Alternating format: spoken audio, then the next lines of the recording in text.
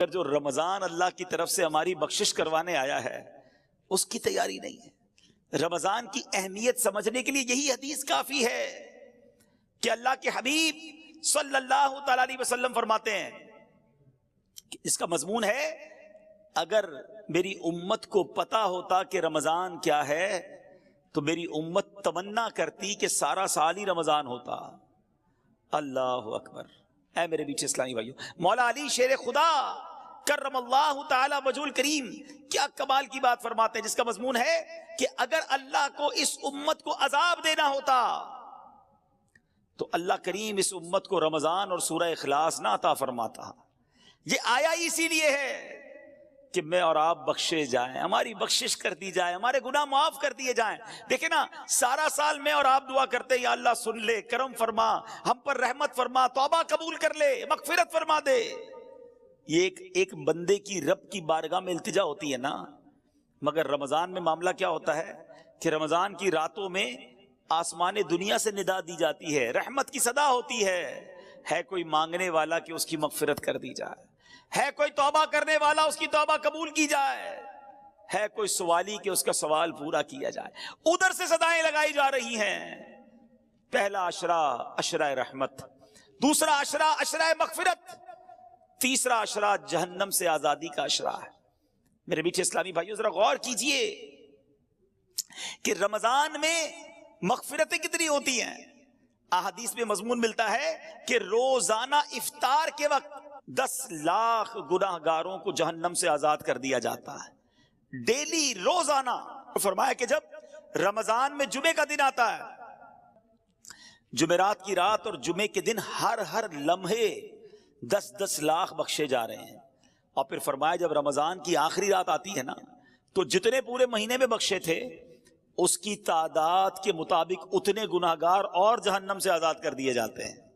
ہمارے کیلکولیٹر جواب دے جائیں گے، اتنے لوگ بخشے جاتے ہیں، اس میں بھی چند بد نصیب ہوتے ہیں جو نہیں بخشے جاتے ہیں۔ اور اس کے بارے میں آپ نے سن لیا شروع میں کہ جو رمضان کو پائے اور اپنی مغفرت نہ کروا سکے وہ ہلاک و برباد ہو جائے۔ اے میرے بیچ اسلامی بھائیوں، ہمیں پلاننگ کرنی ہے، ہمیں تیاری کرنی ہے کہ رمضان گزارنا کیسے ہے۔ آج گھر میں دعوت ہو تو کتنی بار گھر میں مشورہ ہوتا ہے، بڑی دعوت تو زیادہ مشورے کہ پہلے کیا کھلائیں گے، مہمانوں کو پہلے کیا پیش کریں گے، بعد میں کیا دیں گے، میٹھا کیا ہوگا، بٹھائیں گے کدھر، لسٹ کیا ہوگی۔ اور رمضان آ رہا ہے، اتنا بڑا مہینہ آ رہا ہے، اتنا بڑا ہمارے لیے مغفرت کروانے کے لیے رب کا احسان آ رہا ہے، اس کی کوئی تیاری، کوئی پلاننگ، کوئی مشورہ کہ کتنی بار تلاوت کروں گا، کتنے قرآن ختم کرنے ہیں، میں نے کتنے نوافل پڑھنے ہیں، میں نے کہاں کہاں اپنا وقت گزارنا ہے۔ الحمدللہ مدنی چینل پر جس طرح نشریات آ رہی ہیں، کون سے وقت کون سا میں نے پروگرام دیکھنا ہے، مدنی مذاکرے کے وقت کس طرح میں نے وقت نکالنا ہے، ارے ابھی سے پلاننگ کرو۔ اور سبحان اللہ، افطار کے وقت جو دعا مدنی چینل پر نشر کی جاتی ہے، خاص قبولیت کی گھڑیاں ہوتی ہیں، کروڑوں ہاتھ اٹھے ہوتے ہیں، نہ جانے کس کی آمین کے صدقے ہمارا بیڑا پار ہو جائے۔ تو ہمیں رمضان کی پلاننگ کرنی ہے۔ اچھا، پلاننگ ہو رہی ہوگی کچھ گھروں میں، افطاری کا سامان کون سا لینا ہے، کون سی آئٹم افطاری میں بنانی ہے، سحری میں کیا بنانا ہے۔ کچھ کاروباری لوگ اپنا پلان بنا رہے ہوں گے کہ اسٹور میں کون سا مال بھر لیں تاکہ جناب ریٹ بڑھ جائیں گے، پھر رمضان میں بیچیں گے۔ میرے میٹھے اسلامی بھائیوں، رمضان کھانے پینے کا فیسٹیول نہیں ہے۔ بدقسمتی سے جب ہم نکلتے ہیں نا سڑکوں پر تو بورڈ لگ جاتے ہیں، 2 قسم کے بورڈ ہوتے ہیں کہ یا تو یہ آئٹم خرید لیں کھانے پینے کی جس کی یہ اسکیم ہے، یا ہوٹل والے بورڈ لگاتے ہیں کہ بھائی ہمارے پاس افطار میں یہ آئٹمز ہوں گی، سحری میں یہ ہوگا، اتنے کا پیکج ہوگا۔ ایسا لگتا ہے اگر کوئی عام آدمی آئے نا باہر سے، مسلمان نہ بھی ہو، اور وہ ہمارے شہر کا یا ہمارے ملک کا چکر لگائے تو شاید اس کو ایسا لگے گا کہ مسلمانوں میں کوئی کھانے پینے کا تہوار ہو رہا ہے، ایسا لگ رہا ہے کوئی مقابلہ ہو رہا ہے کہ کیا کتنا کھانا ہے اس مہینے میں۔ شاید وہ یہ نہیں سمجھ سکے گا کہ یہ بھوکے رہنے کا، روزہ رکھنے کا مہینہ ہے۔ عام آدمی کو تو شاید یہ فیل ہوگا کہ یہ کوئی کھانے پینے کا فیسٹیول ہو رہا ہے۔ توبہ توبہ توبہ، ہم نے رمضان کو یوں سمجھیے ایک کھانے پینے کا تہوار اور ایک عجیب سا معاملہ بنا دیا ہے۔ حالانکہ میرے بیچ اسلامی بھائیوں، رمضان جو ہے نا، اس کے 2 نام ہیں۔ آئیے میں ان 2 ناموں کے بارے میں آپ کو کچھ بتاتا ہوں تاکہ احساس ہو کہ رمضان آیا کیوں ہے اور ہم نے اس کو گزارنا کیسے ہے۔ ماہ رمضان کا ایک نام ہے ماہ صبر اور دوسرا نام ہے مواسات کا مہینہ۔ اچھا صبر کا مہینہ، چلے یہ تو سمجھ آتا ہے کہ کھانے پینے اور ہر وہ چیز جس سے روزہ ٹوٹ جاتا ہے اس سے صبح سے شام تک صبر کیا جاتا ہے، اس لیے اسے ماہ صبر کہتے ہیں۔ ماہ معاسات کہنا، تو اس کا معاسات کس کو کہتے ہیں؟ ہمدردی اور غم خواری کا مہینہ، بھلائی کا مہینہ۔ چونکہ رمضان میں سارے مسلمانوں سے، خاص کر قریبی رشتہ داروں سے بھلائی کرنے میں زیادہ ثواب ہے، اس لیے اسے ماہ معاسات کہتے ہیں۔ علماء کرام نے روزہ فرض ہونے کی حکمتوں میں ایک حکمت یہ بھی بیان فرمائی کہ روزہ جو ہے نا بیسیکلی فقر و فاقے کا عملی طور پر احساس دلاتا ہے۔ پریکٹیکلی پتا چلتا ہے کہ فقر کی زندگی کیسی ہے، فاقے کی زندگی کیسی ہے، یعنی غربت کیا ہے۔ کسی کے گھر میں روز فاقے چل رہے ہیں، یہ آپ کو اور مجھے کیسے پتا چلے گا کہ فاقے میں بندہ کیسا ہوتا ہے، غربت اور فقیری میں کیسا ہوتا ہے؟ اب جب بندہ روزہ رکھتا ہے اور بھوکا ہوتا ہے، بھوک لگتی ہے، پیاس لگتی ہے اور روزانہ روزے رکھ رہا ہے، اب اسے احساس ہوتا ہے کہ میں تو کچھ افطار میں جا کے کھا لیتا ہوں، مگر غریب کئی ایسے ہیں جو ساری زندگی اسی طرح گزار رہے ہیں، فقیری میں گزار رہے ہیں، فقر و فاقے میں گزار رہے ہیں۔ اللہ اکبر، جب بندہ اس طرح خود بھوک کو دیکھتا ہے تو اب بھوکوں کی مدد کرنے کا جذبہ بڑھتا ہے، غریبوں کی خیر خواہی کا جذبہ بڑھتا ہے۔ یہ بیسیکلی روزے کی ایک حکمت علماء نے بیان کی۔ اعلیٰ حضرت امام اہل سنت کے والد محترم مولانا نقی علی خان رحمۃ اللہ تعالی کیا فرماتے ہیں کہ ایک شخص تھا، اسے صدقہ خیرات کا بڑا شوق تھا، خدا میں بہت خرچ کرتا، جو پیسے ہاتھ میں آتے خرچ کر دیتا۔ اس کے رشتہ داروں کو وہ بڑا برا لگتا تھا کہ یہ پیسے بچاتا ہی کوئی نہیں ہے، ہم جو پیسے آتے ہیں اللہ کی راہ میں بانٹ دیتا ہے۔ اس کو اس کے رشتہ داروں نے بند کر دیا، قید کر دیا، کھانا پینا بھی نہیں دیا، گویا اس کو قید کی اور بھوک کی سزا دی۔ کچھ دنوں بعد وہ بعد آیا، جب اس کو اس قید سے نکالا کہ اب شاید صحیح ہو گیا ہوگا، اب اتنا خرچہ نہیں کرے گا اللہ کی راہ میں، وہ جیسے ہی باہر آیا، باہر آتی اس نے اور صدقہ و خیرات کرنا شروع کر دیا۔ تو رشتہ داروں نے کہا تمہیں سمجھ نہیں آئی، قید سے سبق نہیں ملا؟ کہتا واقعی سبق ملا، پہلے تو پیسے بانٹتا تھا، بھوک نہیں دیکھی تھی، قید نہیں دیکھی تھی، تنگی نہیں دیکھی تھی، اب اندر بند ہوا تو پتا چلا بھوک کیا چیز ہے، غربت کیا چیز ہے، تو اب تو میں اللہ کی راہ میں مزید خرچ کروں گا۔ اچھا، اس سے ایک اور بات سیکھنے کو ملی کہ روزے کی حکمت یہ ہے کہ ہم بھوکے رہیں۔ اب ادھر تو حال یہ ہے کہ بندہ سحری میں اس لیے زیادہ کھاتا ہے کہ شام تک بھوکا رہنا ہے، شام کو اس لیے زیادہ کھاتا ہے کہ سارا دن بھوکا رہا تھا۔ اتنی ساری آئٹمیں کہ جو پورے سال میں نہیں کھائی تھی۔ کچھ لوگوں کا تو رمضان میں وزن بڑھ جاتا ہے، ارے اللہ کے بندو روزے رکھنے تھے، تراویح پڑھنی تھی، یہ تو یعنی اتنا کھایا۔ اچھا، پھر 10-15 رمضان کے بعد آپ چیک کر لیں، ہاسپٹل میں لائن لگی ہوتی ہے، کسی کو ڈائریا ہو رہا ہے، کسی کا پیٹ خراب ہو گیا ہے، کسی کا گلا خراب۔ اچھا 4-5-6 رمضان کے بعد آپ کو تراویح کے اندر کھانسیوں کی آوازیں آنا شروع ہو جائیں گی۔ کیوں؟ روزانہ افطار میں سموسے کھانے ہیں، روزانہ تلی ہوئی 4 قسم کی آئٹمیں کھانی ہیں۔ کچھ تو ہماری افطاری کی واجبات ہیں، یہ نہیں ہوگی تو لگتا ہے افطاری نہیں ہوگی۔ اللہ اکبر، ہم نے تو رمضان کے روزوں کو کچھ اور ہی بنا دیا، حالانکہ اس میں بھوکا رہنا مقصود تھا کہ انسان۔ اچھا، آپ جب بھوکے ہوتے ہیں نا، ایک تو غربت کا اور بھوک کا احساس، دوسرا آپ نے دیکھا ہوگا کرو فر ختم ہو جاتا ہے، عاجزی آ جاتی ہے، وہ جو ٹور ہوتی ہے نا، اکڑ کے چلنا، روب جمانا، ڈانٹنا، جھڑکنا، بالکل اس کو فیل ہونے لگتا ہے کہ یار میری اوقات ہی کوئی نہیں ہے، بالکل وہ ڈھال ہو جاتا، اس کو پتا چل جاتا ہے کہ یہ میری اوقات ہے۔ عاجزی سے، انکساری سے، محبت سے لوگوں سے بات کریں۔ اور ہم سب جب بھوکے دسترخوان پر بیٹھتے ہیں تو احساس ہوتا ہے کہ یار بھوک کیا چیز ہے۔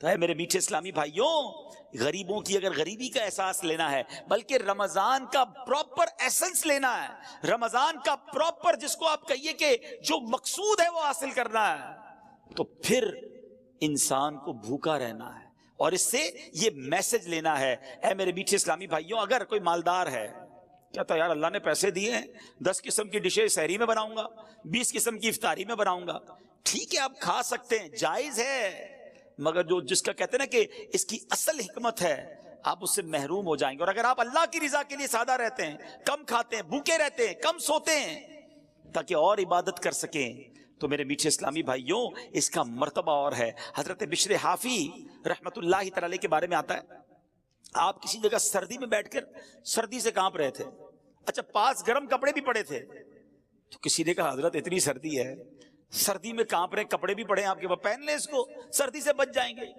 کیا کمال کا جواب دیا، فرمایا پورے شہر میں سردی ہے بہت سارے غریب ہیں جن کے پاس گرم کپڑے نہیں ہیں، اور میرے پاس اتنے پیسے بھی نہیں کہ سب کو گرم کپڑے پہنا دوں، کم از کم خود سردی میں رہ کر ان کی سردی کا احساس تو کر سکتا ہوں، غریبوں کے ساتھ اظہار یکجہتی تو کر سکتا ہوں۔ اب یہ اللہ والوں کا انداز ہے، مگر ادھر تو حال یہ ہے کہ غریب کی غربت کا مذاق اڑایا جاتا ہے، اس کو دکھا دکھا کے ایسے کام کیے جاتے ہیں جس سے اس کے دل پر اور افسوس طاری ہو جائے۔ ایک تو یہ سوشل میڈیا نے جو بیڑا غرق کیا ہے، اب تو حال یہ کہ افطار میں کیا پکا ہے پہلے اس کی تصویر جائے گی پھر افطار ہوگا، پتہ چلے آج ہمارے گھر میں کیسی افطاری بنی ہے، کون سے ہوٹل میں سحری کی ہے، کون سی جگہ پر افطاری کی ہے، دنیا بھر کو بتانا ہے تاکہ جس کے پاس پیسے نہیں ہیں وہ بھی تکلیف میں مبتلا ہو جائے۔ نہیں میرے میٹھے اسلامی بھائیوں، اگر اللہ نے آپ کو کوئی نعمت دی ہے تو اس کا مطلب یہ نہیں کہ لوگوں کو تکلیف دیں، لوگوں کو وہ نعمتوں کو دکھا کر ان کے دلوں میں رنج طاری کریں۔ یہاں تک لکھا گیا کتابوں میں کہ اپنے گھر میں اچھا کھانا بناؤ تو تھوڑا زیادہ بناؤ تاکہ پڑوسیوں کو دو، اور اگر نہیں دینا تو پھر ان کے سامنے اس کو ظاہر بھی نہ کرو۔ بڑے بڑے برگر، پیزا اور پتہ نہیں کیا کیا گھر پہ منگواتے ہیں، اور اس کے باکسز گھر کے باہر پڑے ہوتے ہیں۔ برابر والے کا بچہ غریب ہے، والد کو کہتا ہے ابو دیکھو پڑوس میں یہ آیا، ہمیں بھی یہ کھانا ہے۔ وہ والد کہاں سے کھلائے گا، اس کے پاس پیسے ہی نہیں ہیں۔ یا تو ساتھ دے غریبوں کا، اگر نہیں دے سکتے تو ان پر اور تکلیف طاری نہ کر دیں۔ اللہ کرے کہ یہ بات سمجھ میں آ جائے۔ یہ اپنی نعمتوں کا اظہار کر کے ایک بڑا نقصان پتہ ہے کیا کرتے ہیں، اس سے آپ حسد میں مبتلا، لوگ آپ سے حسد میں مبتلا ہو جاتے ہیں، نظریں لگ جاتی ہیں لوگوں کی۔ ہر بات اللہ نے دی ہے نا آپ کو، آپ استعمال کریں، اللہ کا شکر ادا کریں۔ ضروری ہے ہر نعمت لوگوں کو بتانا ہے؟ پھر کہتے پتہ نہیں کوئی عمل ہو گیا ہے، کوئی نظر لگ گئی ہے۔ ارے بھائی تم نے کون سی چیز جو تمہارے پاس ہے سب تم نے سوشل میڈیا پہ ڈال دی ہے۔ آج نیا فون خریدا ہے، آج نئی گاڑی خریدی ہے، آج میں نے یہ والی کرسی خریدی ہے تو یہ والی گھڑی خریدی ہے۔ کیوں بتانا ہے سب کو؟ بھائی پتہ بھی تو چلے نا کتنا پیسہ ہے، تو پھر بکتے ہیں، پھر یہ معاملات ہوں گے۔ یہ روایتوں کا مضمون ہے کہ اپنی نعمتوں کا اظہار کر کے اپنے اوپر لوگوں کے حسد کروانے سے بچو۔ اگر اللہ نے دیا ہے یا تو سادہ رہیں یا پھر لوگوں کی مدد کریں، اور اگر نہیں کر سکتے تو یہ دکھلاوا بند کر دیں۔ تو بہرحال میرے بیچ اسلامی بھائیوں، یہ کم کھانا جو ہے نا، یہ نعمت پتہ ہے کتنی بڑی ہے، سبحان اللہ، کہ گلا سوکھتا ہے نا جب پیاس سے، بھوک اور پیاس کا خوب احساس ہونا یہ روزے کے مقاصد سے ہے۔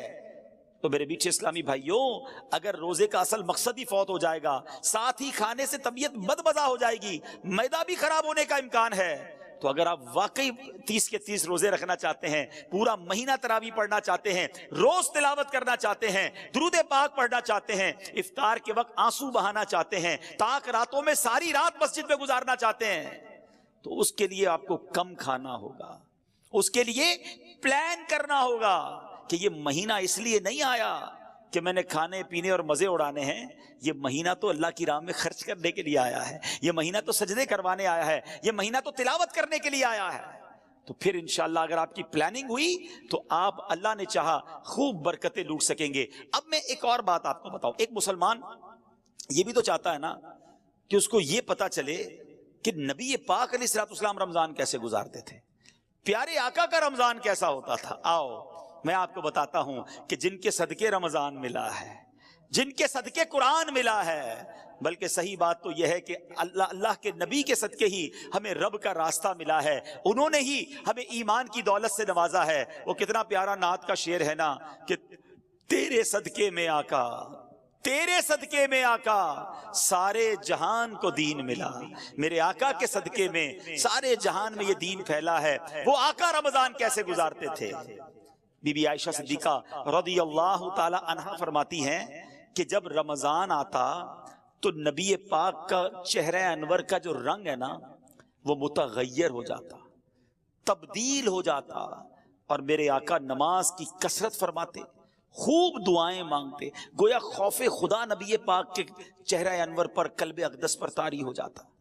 بی بی عائشہ فرماتی ہیں کہ جب نبی پاک علیہ السلام کی بارگاہ میں رمضان آتا، احادیث کا مضمون ہے، تو جبریل امین آتے تھے اور آقا ان کے ساتھ خوب قرآن کا دور فرماتے تھے۔ سبحان اللہ۔ ایک جگہ سیدنا عبداللہ ابن عباس فرماتے ہیں جب ماہ رمضان آتا تو سرکار مدینہ علیہ السلام قیدیوں کو رہا کرتے اور ہر سائل کو عطا فرماتے تھے۔ اللہ اکبر. رمضان میں آپ خصوصاً بہت زیادہ سخاوت فرماتے. جبریل امین رمضان کی ہر رات میں ملاقات کے لیے حاضر ہوتے. رسول کریم علیہ الصلوۃ والسلام ان کے ساتھ قرآن کا دور فرماتے. اور جب بھی حضرت جبریل علیہ الصلوۃ والسلام آپ کی خدمت میں آتے تو آپ علیہ الصلوۃ والسلام تیز چلنے والی ہوا سے بھی زیادہ خیر یعنی بھلائی کے معاملے میں سخاوت فرماتے. ہاتھ اٹھا کر ایک ٹکڑا اے کریم ہیں سخی کے مال میں حقدار ہم. تو اے میرے بیچ اسلامی بھائیوں، نبی پاک کا رمضان کیسا ہوتا؟ تلاوت قرآن والا، دعاؤں والا، سجدوں والا. ایک جگہ فرماتی بی بی عائشہ صدیقہ رضی اللہ تعالیٰ عنہ کہ میرے آقا رمضان میں بستر پر تشریف نہ لاتے، یعنی رات عبادتوں میں گزرتی تھی، کم آرام ہوتا تھا. ادھر تو ایسے بھی کئی لوگ ملتے ہیں جو سارا دن ہی سوتے رہتے ہیں، نمازیں قضا کر دیتے، بھائی روزہ رکھا ہے، معاذ اللہ ثم معاذ اللہ. نماز بھی پڑھنی ہے، عبادت بھی کرنی ہے، روزہ بھی رکھنا ہے، اور انشاءاللہ عبادت بھی خوب کرنی، ثواب کمانا ہے.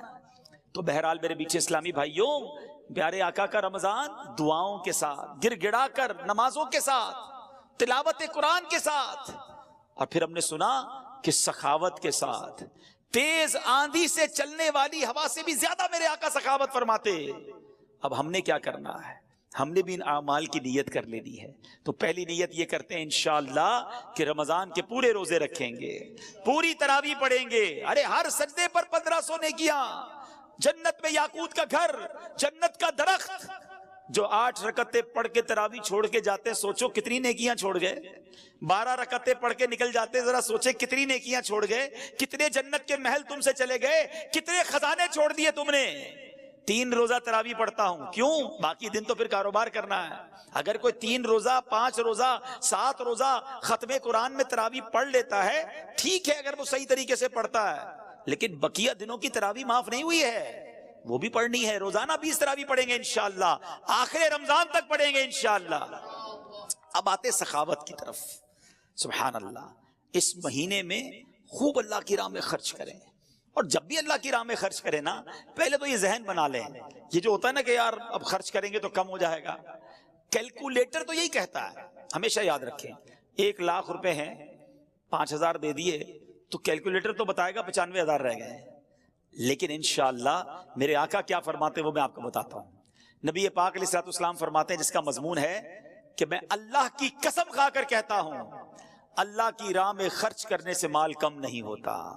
تو یہ طے ہو گیا کہ بے شک دنیا کا حساب کچھ اور کہے، مصطفیٰ کریم علیہ الصلوۃ والسلام فرما رہے ہیں تو یہ مال ملٹی پلائی ہوگا، یہ بڑھے گا. اچھا ایسا نہیں ہے کہ اس کی مثالیں ہمارے ساتھ نہیں ہیں. جو حلال کماتا ہے، پوری زکوٰۃ دیتا ہے، اس سے پوچھو ہر سال اس کی زکوٰۃ بڑھتی چلی جاتی ہے.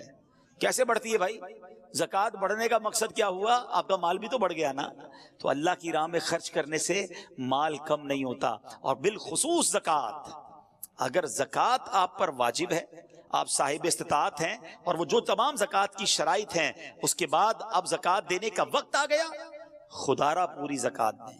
میں جو اب جملہ کہنے جا رہا ہوں یہ بڑے درد دل کے ساتھ کہہ رہا ہوں کہ بدقسمتی سے جس طرح دکھنے کو ملتا ہے کہ شاید 5-7% لوگ پورے پاکستان میں یا دنیا میں دیکھیں تو 10% ہوگا یا 5-7% ہی ہوگا کہ رمضان کے علاوہ نماز پڑھتے ہیں. لیکن ایسا ہی لگتا ہے کہ شاید اتنی ہی پرسنٹیج پوری زکوٰۃ دیتی ہے، ورنہ لوگ اب زکوٰۃ بھی نہیں دیتے. حالانکہ احادیث میں زکوٰۃ کو مال کا میل قرار دیا گیا. یہ جس مال میں مل جائے گا نا، اس مال کو بھی برباد کر دے گا. لیکن آج خیال ہی نہیں ہے. یا تو زکوٰۃ دینا بڑا بھاری پڑتا ہے، یہ چند 100 ہزار اور لاکھ والے شاید زکوٰۃ دے دیتے ہوں، لیکن جب یہ زکوٰۃ لاکھوں اور کروڑوں میں پہنچتی ہے نا، تو اب شیطان دل پکڑ لیتا ہے، اتنے پیسے زکوٰۃ میں دے دے گا. اللہ اکبر. یہ 10 لاکھ کی زکوٰۃ دینے والا جو گھبرا رہا ہے، یہ اللہ کا بندہ کیوں نہیں سوچتا کہ اللہ نے 4 کروڑ دیے تو 10 لاکھ بنی ہے نا؟ تمہیں تو شکر ادا کرنا چاہیے تھا. میں یہاں ایک مشورہ دیتا ہوں کہ جب بھی اللہ کی راہ میں خرچ کرنے کی باری آئے نا، زکوٰۃ دینے کی باری آئے، صدقہ دینے کی باری آئے، تو خرچ بھی کرو اور اللہ کا شکر بھی ادا کرو کہ یا اللہ تیری مہربانی، تو نے دینے والا بنایا، مانگنے والا نہیں بنایا. تمہیں دیتے وقت بھاری پڑتا ہے، شکر ادا کرو اللہ نے دینے والا بنایا ہے. پوری زکوٰۃ ادا کریں اور زکوٰۃ بڑھ کر اور ادا کریں، صدقہ اور خیرات بھی کریں. لیکن یہاں دل پر بھار پڑ جاتا ہے. یہی تو امتحان ہے. سخی اللہ کو پسند ہے. یاد رکھیے گا میٹھے اسلامی بھائیوں, احادیث میں یہ مضمون ملتا ہے کہ سخی اللہ کے قریب, جنت کے قریب, لوگوں کے قریب ہوتا ہے اور دوزخ سے دور ہوتا ہے. اور جو بخیل ہوتا ہے نا, کنجوس, فرمایا وہ اللہ سے بھی دور, بندوں سے بھی دور, جنت سے بھی دور ہوتا ہے, دوزخ کے قریب ہوتا ہے.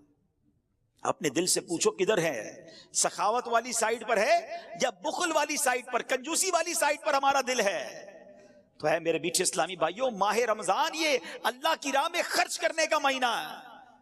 اور اگر آپ کی زکوٰۃ ادا ہو بھی جائے اور مزید نیکیاں کمانے کا موقع ملے نا, تو اور خرچ کر دینا, جاتا کوئی نہیں ہے. ہاں, بڑی پیاری ایک حدیث پاک ہے جس کا مضمون ہے گن گن کر خرچ نہ کرو ورنہ وہ رب کریم بھی تمہیں گن گن کر عطا فرمائے گا. ارے اللہ جب دیے جا رہا ہے تو آپ خرچ کریں. اور یہ خرچ کرتے وقت اگر یہ مائنڈ سیٹ بن جائے نا, ذہن بن جائے کہ یہ میرے جیب سے نکل کر جہاں میرے ہی اکاؤنٹ میں رہا ہے, ہاں میرے ہی انشاءاللہ آخرت کے اکاؤنٹ میں جمع ہو رہا ہے, تو پھر دینے میں غم نہیں آئے گا. کوئی ایسا بندہ دیکھا ہے آپ نے کہ آپ کو ملے یار آج بہت موڈ آف ہے, کیوں بھائی؟ وہ لاکھ روپے جیب میں پڑے تھے, آتے آتے اپنے اکاؤنٹ میں ڈلا کے آ گیا. تو آپ کہیں گے کیا ہو گیا بھائی, جیب میں تھے آپ کے اکاؤنٹ میں چلے گئے, ٹینشن کس بات کی ہے؟ تو بالکل ایسا ہی ہے. آپ نے جب بھی اللہ کی راہ میں خرچ کرنا ہے نا, کسی غریب کی مدد کرنی ہے, کسی رشتہ دار کی مدد کرنی ہے, کوئی مسجد میں چندہ دینا ہے, کوئی نیکی کا کام, واٹ ایور آپ نیکی کا کام کریں, فوراً سوچ لیں یہ میرے اکاؤنٹ میں ڈپازٹ ہو گیا ہے, اور ایسے اکاؤنٹ میں جمع ہوا ہے جہاں سے کوئی چھین بھی نہیں سکتا.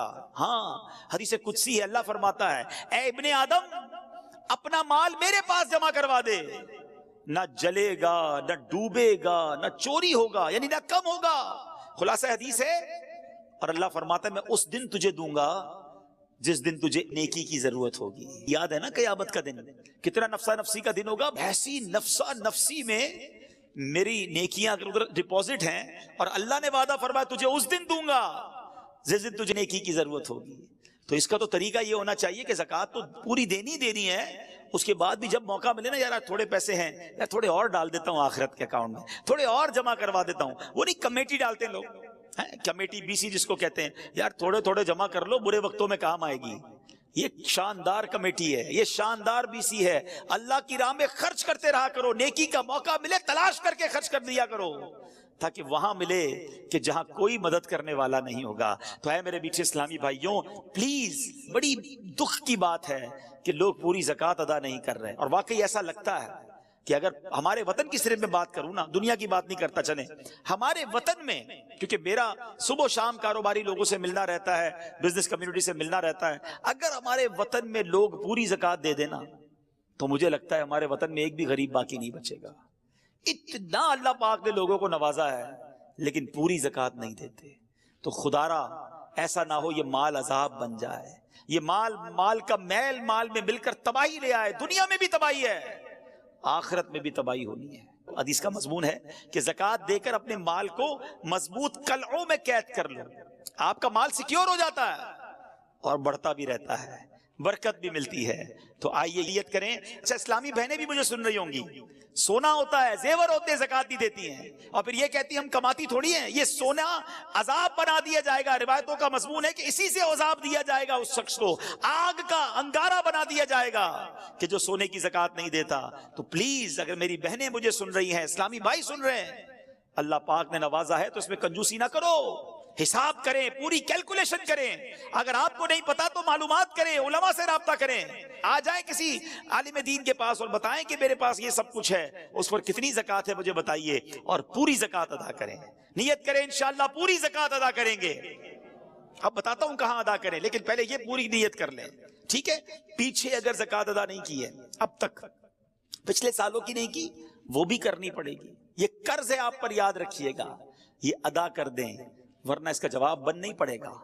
تو بہرحال میرے پیچھے اسلامی بھائیوں, اچھا اب زکوٰۃ جس طرح ادا کرنے سے پہلے اس کی کیلکولیشن ضروری ہے کہ کتنی بنتی ہے, اس کا پورا نصاب ہے, یہ علم سیکھنا بھی ضروری ہے.